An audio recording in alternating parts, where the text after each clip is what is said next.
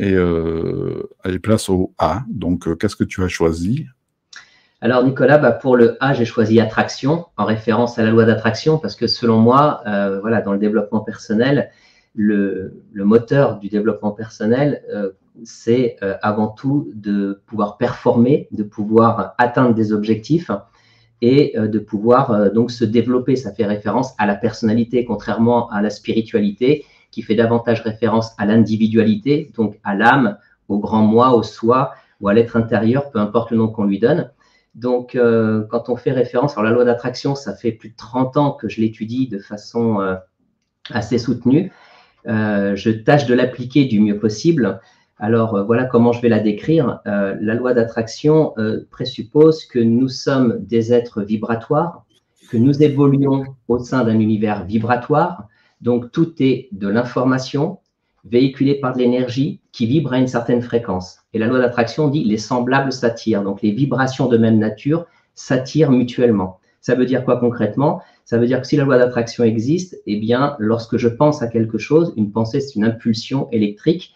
Lorsque je ressens quelque chose, que j'ai une émotion, donc qui est d'ordre électromagnétique, donc une impulsion électromagnétique, elle, une pensée couplée à une émotion, va envoyer un signal vibratoire et un autre signal vibratoire de même nature doit y correspondre. Donc, pour parler de façon très concrète, si je m'imagine vivre dans l'abondance financière, par exemple, ou si je m'imagine être en bonne santé, ou si je m'imagine pouvoir entretenir des relations harmonieuses, pour prendre trois facteurs qui sont importants dans la vie des gens, eh bien, et que j'ai une bonne image de moi-même dans ces domaines-là, eh bien, ça veut dire que j'attirerai à moi des personnes, des circonstances, des événements qui seront en corrélation avec ce que je pense et avec ce que je ressens. Voilà. Alors, est-ce que ça fonctionne toujours comme ça? Il y a peut-être 2-3 ans, j'ai ma fille qui m'avait demandé de faire une petite synthèse. Je lui avais écrit une quinzaine de pages sur la loi d'attraction, ce qui m'avait permis de faire un petit brainstorming par rapport à ce que j'avais pu découvrir, apprendre et expérimenter surtout. Et il y a 3 points que je voudrais évoquer.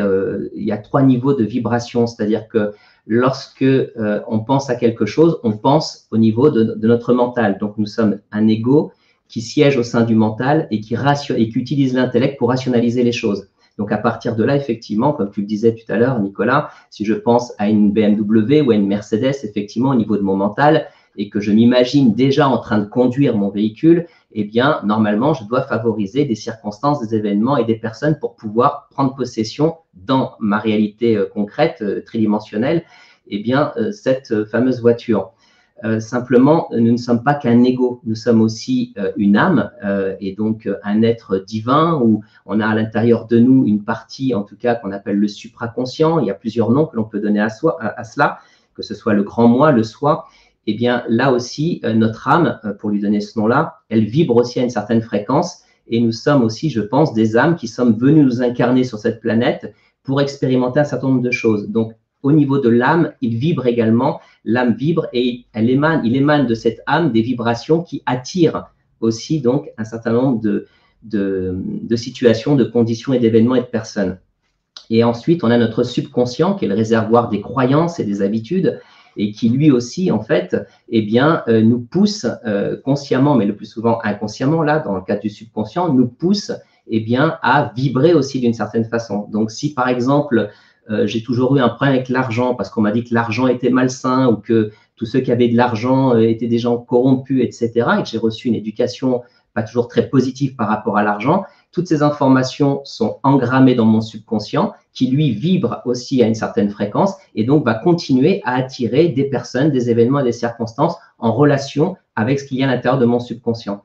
Donc, l'important, c'est de pouvoir, bien sûr, nettoyer le plus possible ces mémoires, ces zones d'ombre, ces blessures, de façon à pouvoir tâcher de ne plus avoir d'obstacles qui nous empêchent de réaliser ce que l'on veut et de s'aligner sur notre âme de façon à ce que les objectifs que l'on poursuit dans notre vie correspondent à quelque chose qui ait du sens pour notre être divin, pour notre âme.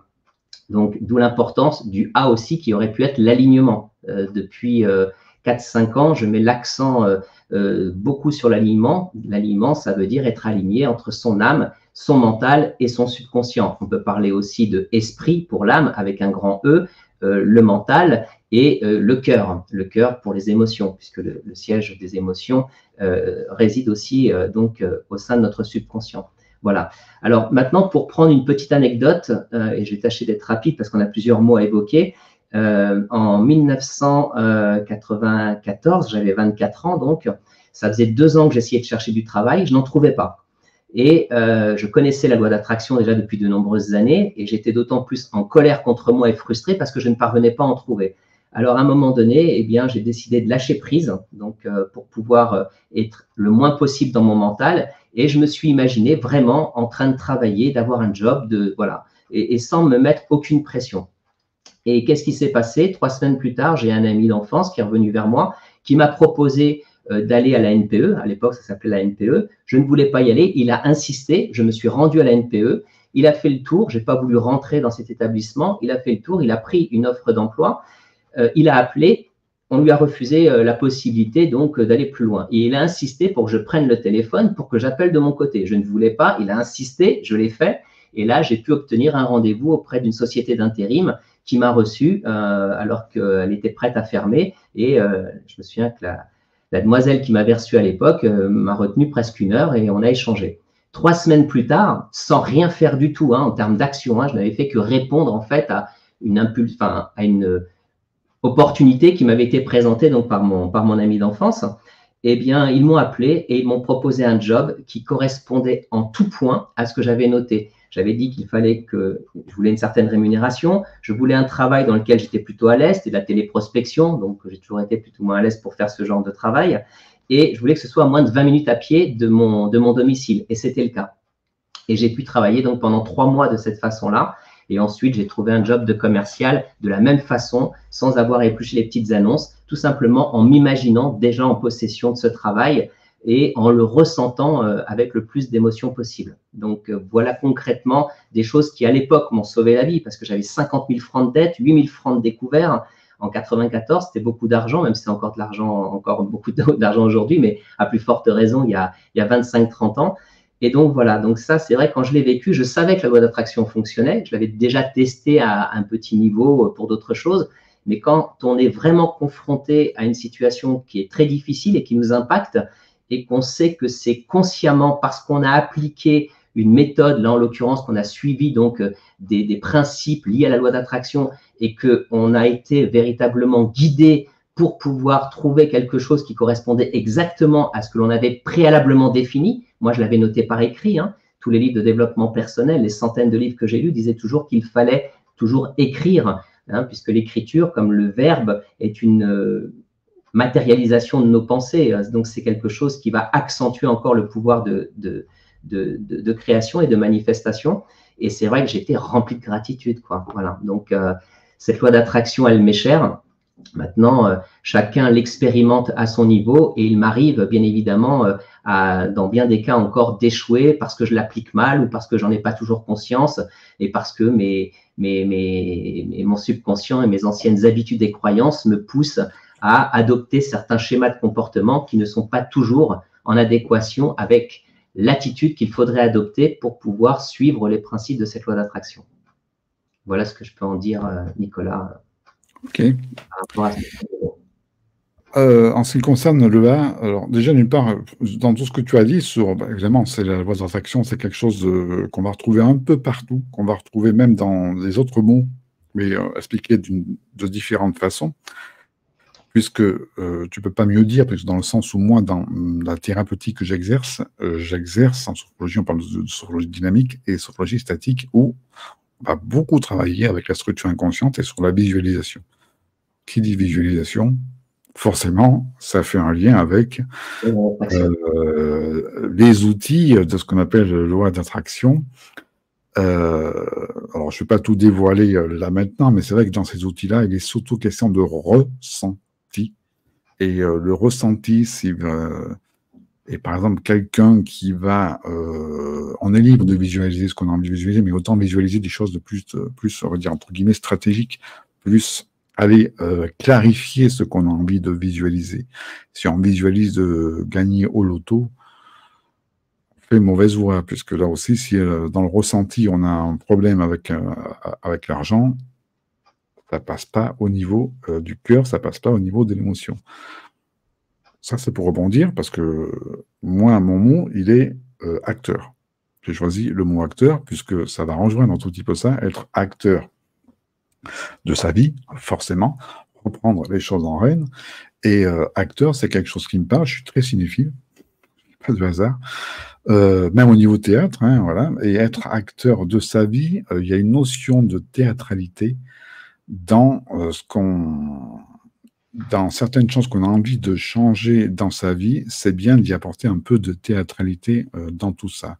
Alors ça va dans certaines pratiques que moi je fais, ça peut être des pratiques d'actes symboliques, d'actes libérateurs, mais être acteur, voilà, c'est par exemple, je vais me visualiser.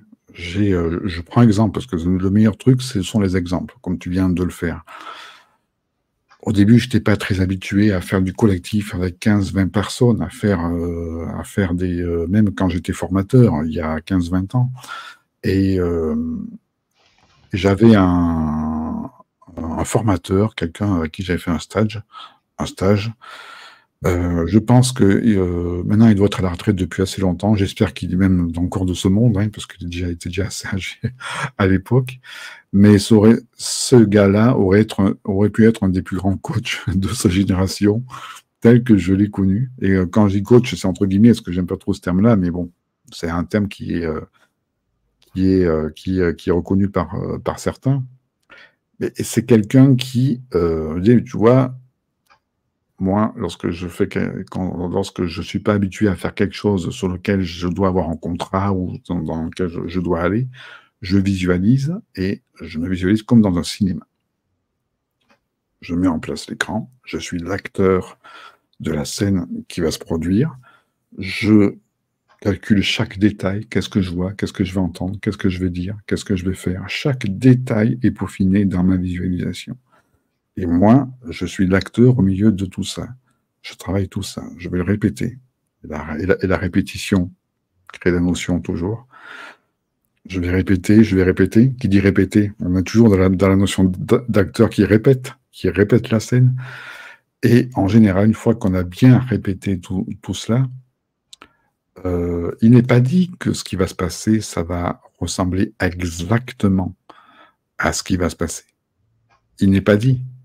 Mais par contre, on aura tellement visualisé avec ses émotions, on aura tellement visualisé les choses de manière très précise que on pourra encore mieux s'adapter s'il y a le moindre truc qui est un imprévu dans ce qui va arriver. C'est pour ça que je dis toujours aux personnes, vous allez visualiser ça, mais soit ça va se passer tel que vous avez visualisé, et là, c'est bravo, là, je dis chapeau, mais ça va jamais, mais à 95%, voire 99%, ça va pas se passer comme vous l'avez visualisé.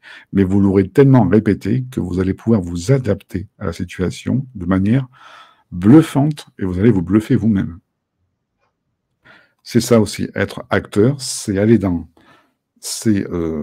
se voir acteur de sa vie, et dans la théâtralité, être dans la théâtralité des choses, et vraiment reprendre la souveraineté de son rôle dans sa vie. La souveraineté complète, plutôt que de se dire « Bon, ma vie, elle dépend des autres ». Et là, on est sur une problématique. Évidemment, il y a une interaction avec les autres. Évidemment, parfois, on croit que c'est à cause des autres qu'il y a tel problème. Oui, la vie pourra toujours nous trouver des justifications que c'est toujours la faute des autres. Et à un moment donné, quand on travaille assez sur le recul en soi, quand on travaille suffisamment sur le recul qu'on peut avoir sur une situation, on s'aperçoit avec ce recul nécessaire. Je dis, mais finalement, avec ce recul, je m'aperçois que telle situation, je l'ai vécue un tout petit peu encore avant, similaire, encore similaire, encore similaire. Donc c'est moi qui attire toujours ce type de situation. Une fois qu'on est sans se victimiser, parce que là aussi c'est un piège, de se victimiser, de se dire je vis toujours le même truc, c'est une fatalité. Non, on peut changer les choses, et dans changer les choses, ça fait notion de libre arbitre, et ça, c'est un mot que j'ai choisi, donc on ne va pas tout dévoiler. Être acteur de sa vie, voilà, tel que moi je peux le ressentir, tel que je peux l'expliquer, te l'expliquer, puis l'expliquer donc aux auditeurs. Merci Nicolas. Je vais rebondir juste 2 minutes sur ce que tu viens de dire parce que pour moi, la loi d'attraction, c'est tellement important, c'est un élément central. Enfin, personnellement, c'est quelque chose qui m'a été extrêmement utile dans ma vie et qui continue à l'être, même si je n'ai pas toujours su et que je ne parviens pas toujours à la pratiquer de la bonne façon. Un point qui est très important aussi, c'est que quand on a des problèmes d'argent, on a des problèmes de cœur ou des problèmes de santé, c'est important de ne pas focaliser notre attention sur ces aspects-là. Parce que comme tu le soulignais, le fait de penser à l'argent, par exemple, si on a un problème avec l'argent, notre subconscient prendra le dessus et ça nous empêchera de vibrer la bonne chose. Donc, dans ce cas-là, c'est mieux de focaliser notre attention sur un ressenti.